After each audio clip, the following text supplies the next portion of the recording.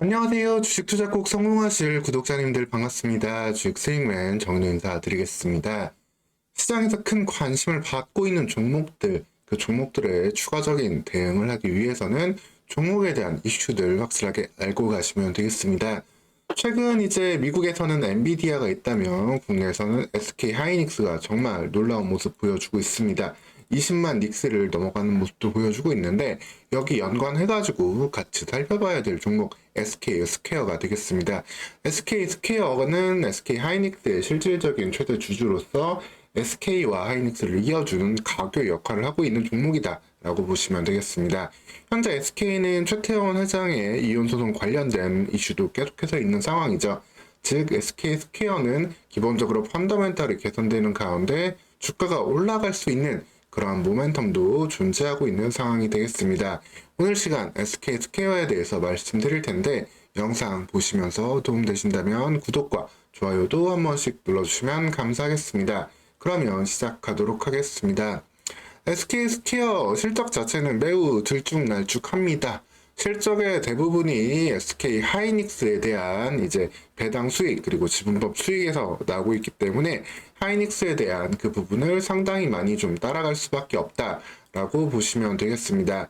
SK그룹 같은 경우에는 이제 형제 상속도 있었고 이런 이슈들로 인해 가지고 상당히 계열사가 좀 복잡하게 되어 있습니다. 그래서 최태원 회장 다음에 뒤를 이은 경영권 승계 이슈가 계속해서 나올 수밖에 없는 상황인데 현재 SK는 SK 지주회사를 두고 있는 가운데 중간 지주회사들을 상당히 두고 있습니다.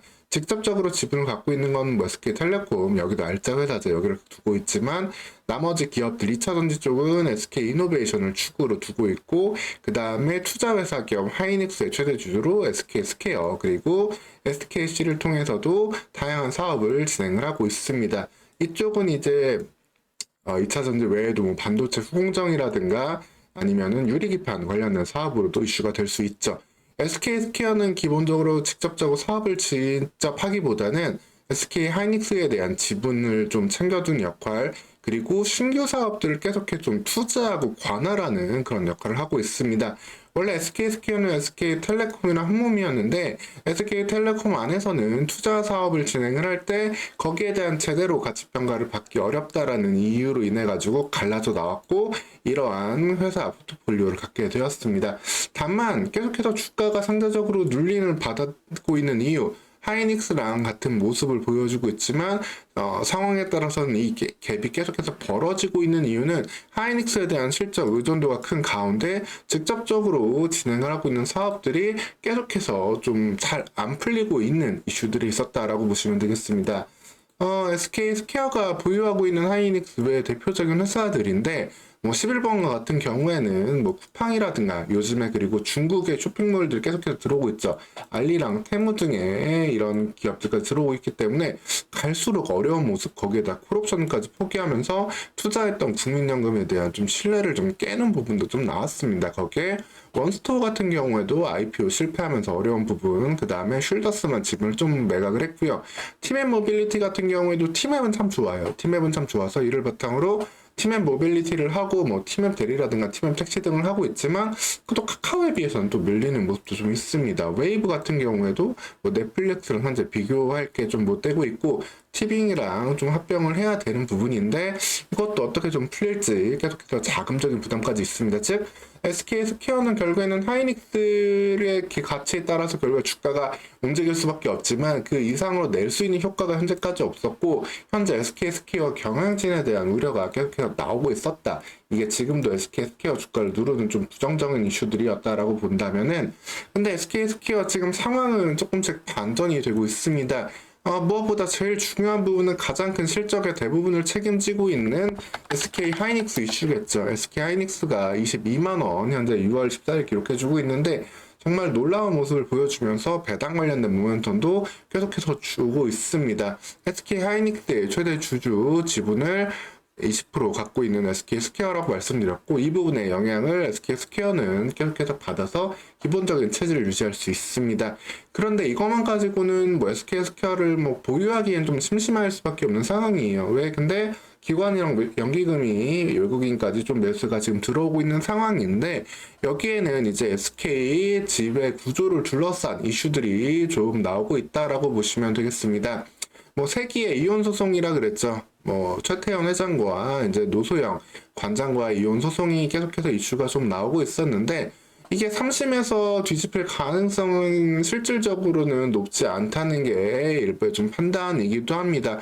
이게 가사 소송이라는 이슈도 있고요. 그렇기 때문에 법리만을 이렇게 판단할 때 이 부분이 뒤집히기는 좀 어렵다. 법리적으로만 문제가 있는지를 따지게 되는데 이 부분에서 좀 뒤집기는 어려울 상황이 되고, 결국에는 최대 6개월 안에 결론이 나올 수밖에 없는 상황 속에서 SK 지배구조를 어느 정도 빠르게 좀 재편시켜 놓고, 최태원 회장은 이혼소송 자금을 좀 마련해야 될 필요성이 높아지고 있습니다. 사실 SK 입장에서는 이 SK 하이닉스를 결국에는 직접적으로 좀 지배를 하는 게 배당을 직접 받을 수도 있고 여러모로 좀 좋은 모멘텀이 있잖아요. 근데 이거를 직접적으로 처리하기 어렵다 보니까 SK텔레콤에서 이제 SK 스퀘어를 따로 빼내가지고 이렇게 손재주로 두고 있는 부분인데, 이거를 해결하기 위한 가장 간단한 방법은 SK랑 SK 스퀘어를 합병하면 됩니다. 근데 SK에서 최태원 회장 지분도 지금도 사실 어떻게 보면 합병을 하게 되면은 지분율 희석에 따라서 이 가치가 좀 퇴색될 수 있어요. 그래서 기존에는 SK 주가 부양을 시켜야 되는 이유가 좀 높았고, SK 스퀘어는 주가를 좀 어떻게 보면 낮추면서 여기에 대한 좀 가치를 높일 이유가 좀 있었습니다. 근데 지금 상황은 이렇게 좀 마냥 시간을 두기는 어려워지고 있는 상황이죠. 어떻게 보면 6개월 안에, 올해 안에 이것을 좀 방안을 빨리 마련을 해야 되기 때문에 이걸 어떻게 보면 빠르게 하이닉스를 빨리 SK 품으로 품어야 되는 최태원 회장의 상황이 되기도 했습니다. 그러다 보니까 시장에서는 여러 가지 이제 그 방안들이 추정이 되고 있는데, 일종의 하나 아이디어는 이거예요. SK가 지주회사인데 이 지주회사를 또 인적 분할로 나누는 겁니다. 이제 전통적 사업을 하는 그런 지주회사, 그리고 신사업을 하는 지주회사로 나눠가지고 이 신사업을 하는 지주회사랑 SK 스퀘어랑 합병을 시키는 방안이 되는 겁니다. 그러면서 SK 스퀘어의 지분 희석 가치를 조금 덜 하면서 SK 스퀘어의 주가 부양, 그리고 이 통합법인의 주가 부양을 통해 가지고 최태원 회장도 이득을 볼 수 있고 좀 시장에서 좀 긍정적인 반응을 불러일으킬 수 있는 그러한 가능성을 높여준다라고 보시면 되겠습니다. 물론 이거 하나의 가능성일 뿐이고 여러 가지 이슈들이 나올 수 있겠다. 하지만 중요한 거는 현재 SK 스퀘어를 주가를 누르고 있던 이런 합병에 대한 부담감이 현재는 시기적으로 좀 빠르게 풀려질 수밖에 없는 상황이다.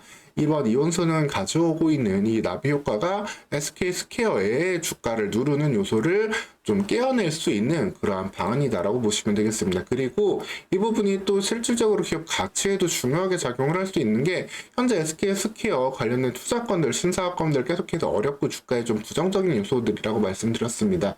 그럼 이 부분을 기존에는 조금 더 방관하고 있는 입장이었다면 어떻게 보면 SK 스퀘어 주가를 눌러야 되는 상황이었잖아요. 근데 지금은 이것들을 하나하나 빠르게 좀 매듭 지을 필요도 있고, 새로운 경영진들이 여기에 신경을 쓰면서 어떻게든 좀 단기간에 SK 스퀘어의 기업 가치를 좀 올릴 그러한 방안을 현재로서는 찾을 수밖에 없기한 그런 상황이다라고도 좀 보시면 되겠습니다.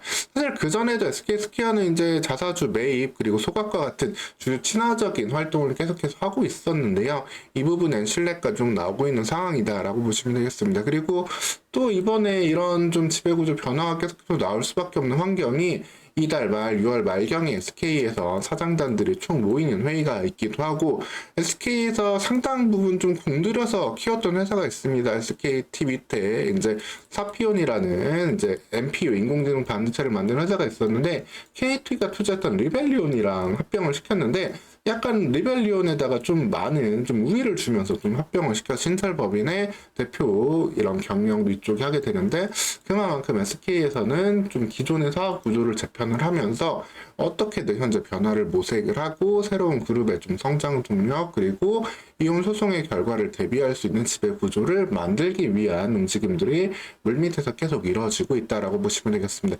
이러한 부분들이 SK 스퀘어에 부정적이다기보다는 긍정적으로 작용할 가능성, 앞서 말씀드렸다시피 SK 스퀘어의 주가를 누르고 있던 벽들이 좀 깨어질 수 있기 때문에 SK 하이닉스는 SK 하이닉스라는 단단한 지분을 들고서 SK 지배구조 개편 이슈에 따른 주가 상승 모멘텀이 언제든지 나올 수 있는 그런 상황이다라고 보시면 되겠습니다.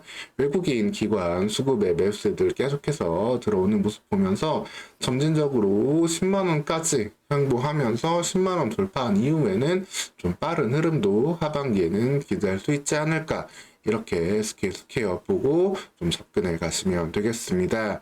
오늘 시간 이렇게 SK 스퀘어에 대해서 어떤 포인트를 좀 봐야 될지 말씀드렸고요. 또 시장에서 관심 받고 있는 종목들, 좀 챙겨봐야 될 종목들 있으면 또 말씀드리도록 하겠습니다. 오늘 시간도 영상 시청해 주셔서 감사합니다.